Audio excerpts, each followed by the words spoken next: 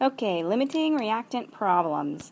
Let me start off by saying these are some of the most difficult problems that we will have to solve all year.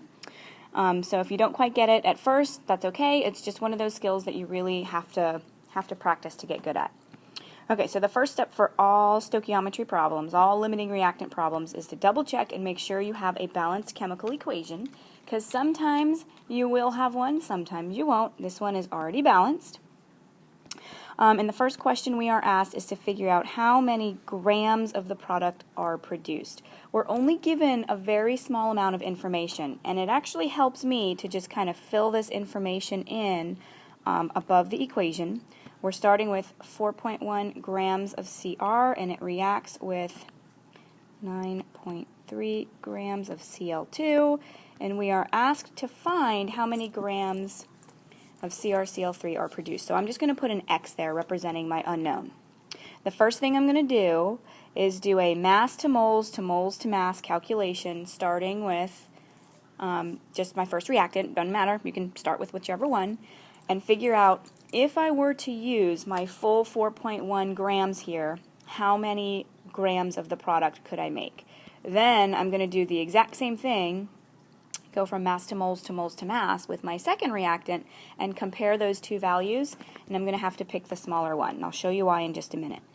Okay, so I'm going to start off by writing down the 4.1 grams of CR that we start with, and the first thing I'm going to do is just convert to moles.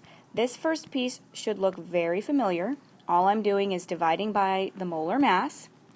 And I know what you're going to think. You're thinking to yourself, where in the world did that 52 come from? Well, my friend, that is the mass off the periodic table. So check your periodic table, make sure I'm filling that in correctly. Then I'm going to follow my units. Since I have moles of CR up top, I'm going to have moles of CR down below. That way they'll cancel out. And I'm going to look at my mole ratios. So I'm going to put mole CR here. And I want to get to grams of CrCl3. I can't yet. I have to first swing through moles, because I can look at my mole ratios. Where do I go to fill in my mole ratios? I have to look at the coefficients in my balanced chemical equation. So when I glance at this quickly, I see a 2-to-2 ratio. Yes, you can simplify and put 1-to-1. Won't change your answer. And then I'm going to continue to follow my units. If I have moles of CrCl3 up top, I have to have moles down below to cancel out. So that's exactly what I'm going to put here. CrCl3. And then I'm going to convert back to grams. So in this case, you'll end up multiplying by the molar mass. So where did I get 157 grams? That is the molar mass off the periodic table. Okay, so now we're all set. Our units are going to cancel all the way through, which is wonderful, and we'll be left with grams of our product, which is what we want to know. We want to see. If I were to use all 4.1 grams of my reactant, what would be the maximum amount of product I could make? Perfect. So how do I solve this bad boy? Well, it's actually really simple. If you multiply everything across the top, punch in your calculator 4.1 times 1 times 2 times 157, and then continue to punch in, whoops, I forgot one mole down there, and then continue to divide by everything in the denominator. Hit divide by 52, hit divide by 2, hit divide by 1, and you should end up with an answer somewhere around 12.4 grams of our product. Awesome. Now I'm going to do the exact same thing, but starting with my other reactant. I'm going to go from mass to moles to mass and figure out what's the maximum amount of product I could make if I used all 9.3 grams of Cl2. So I'm going to start off the same way, 9.3 grams Cl2, and just simply convert to moles. So 1 mole up top, the molar mass should be 70 grams. Where did I get the 70 grams? That's the molar mass of Cl2 off the periodic table. Follow my units. I know I'm going to have moles of Cl2 down below, and I'm going to have moles of my product up top. Perfect. Where do I go to find my mole ratios? I'm going to go back to my balanced chemical equation and check out the coefficients. This one looks like it's a 3:2 ratio. So I'm going to put 3 down below, 2 up top. And then that last step is going to look identical to what we did up top there for our first reactant. We're just going to convert back from moles of our product to grams of our product. That way we can compare our values in grams, and that will be useful for us. So 1 mole goes down below. And again, how do I solve this? You're going to multiply by everything up top. Punch in your calculator 9.3 times 1 times 2 times 157. Then hit divide by. You'll divide by everything in the denominator. Divide by 70, divide by 3, divide by 1. And you should get something along the lines of 13.9 grams of my product. Perfect. Now I've got two values here that I can compare, and they're both in grams. I'm always going to have to pick the smaller value. Reason being is because I'm running out of that product or that reactant at that time. So my answer to number 1 will be the smaller value of the two. What is it, 12.4? 12.4 grams of my product. And this, these two calculations you just did actually will help you answer number 2 as well. You're picking the smaller number here, the smaller value of grams of product, because you're running out of this reactant. After you use all 4.1 grams of CR, you can only make 12.4 grams of your product and not one speck more. Why? Because you ran out of CR.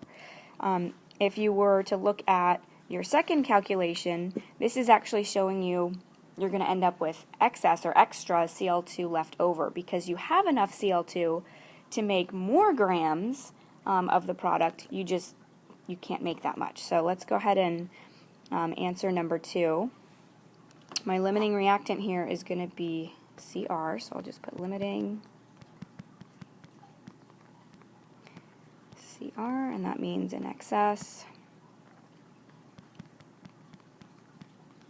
We had Cl2. Perfect. Okay, number 3 is another doozy here. It says how much of the excess reactant is left over. Oh my goodness. Okay, so how are we going to do this? I'm actually going to do another mass to moles to moles to mass calculation, but this time I'm going to start with my theoretical yield of my product and connect it back to mass of my excess reactant here. So this is kind of another mass to moles to mass calculation, and I'm going to see how much mass of Cl2 I would use if I were to, in theory, produce the full 12.4 grams of my product. So let's dive on in here. I'm going to start with 12.4 grams of my product, CrCl3, and just simply convert to moles. This first step should be very familiar. 157 we already know is the molar mass, so that goes down below this time. And now I'm going to look at my mole ratios. Moles of my product are up top in the numerator, so I know moles of my product have to match down below in my denominator to cancel, so I'm going to put moles CrCl3 here. And then moles of chlorine this time. I want to see how many grams I'll end up using of that. Where do I go to find my mole ratios? Well, for this one, it looks like it's going to be a 2 up top and a 3 up top and a 2 down below. So let's go ahead and fill those in. So we'll have 3 to 2 ratio, and then convert back to grams. If I have moles of Cl2 here, I have to have moles of Cl2 down below to cancel. So that's what I'm going to do. And then grams, Cl2 will go up top. 70 grams, where did I get that number? That's right off the periodic table. How do I solve this equation? I'm going to multiply 12.4 times 1 times 3 times 70. Then I'm going to divide by 157, divide by 2, divide by 1, and you should get about 8.3 grams Cl2. And I'm going to put the word used here, because that's what this is telling us, and that really ends up helping me out. This whole equation that we just crunched out here tells me if I were to make the full theoretical yield of my product, how many grams of Cl2 would I have to use, which is great. That's useful information to me. I haven't answered number 3 yet, but I'm close. How many grams of chlorine did we start with? Look back at what the problem originally gave us. The problem originally gave us 9.3 grams to start with, and we just calculated to make our theoretical yield of our product, we will have to use 8.3 grams. So all I'm going to do is subtract the 2, and you should end up with 1 gram of Cl2 left over. So that's a little piece that students tend to forget. You got to do the subtraction. So 1 gram Cl2 left over. Okay, and last but not least, this is our final step here. I'm going to box it in up here on the top because I'm running out of space. Find the percent yield, number 4 says, if actual yield is 10.2 grams of CrCl3. Okay, cool. Well, we already know what our theoretical yield is. I answered that for the first question. We got that. And then actual yield is given in problem 4. So if you remember, percent yield is equal to actual over theoretical. So I'm just going to plug in some numbers here. Actual was 10.2. That was given in problem 4. Our theoretical is what we calculated to be the max amount produced. So I'm going to put 12.4 here. I'm going to divide and then, running out of space, multiply by 100. You should end up with somewhere around 82.3% for your percent yield. And what that's telling us is whoever performed this reaction obtained 82.3% of their total products that they could have made.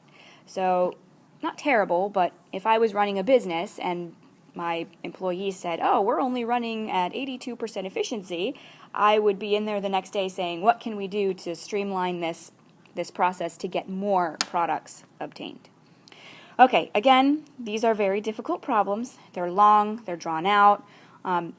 You have to go from mass to moles to mass, not once, not twice, but 3 times here. And if you guys have Lestort next year, he'll probably cut you off and stop at moles and have you compare your values at moles. There's quite a few different ways that you can tackle these problems. I just prefer going from mass to moles to moles to mass.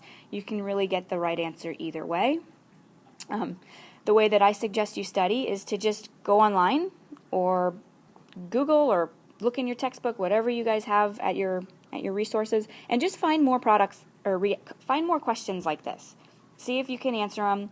It's just one of those skills that you really have to practice. You can't just do 1 or 2 problems and think you got it. You really have to practice multiple times.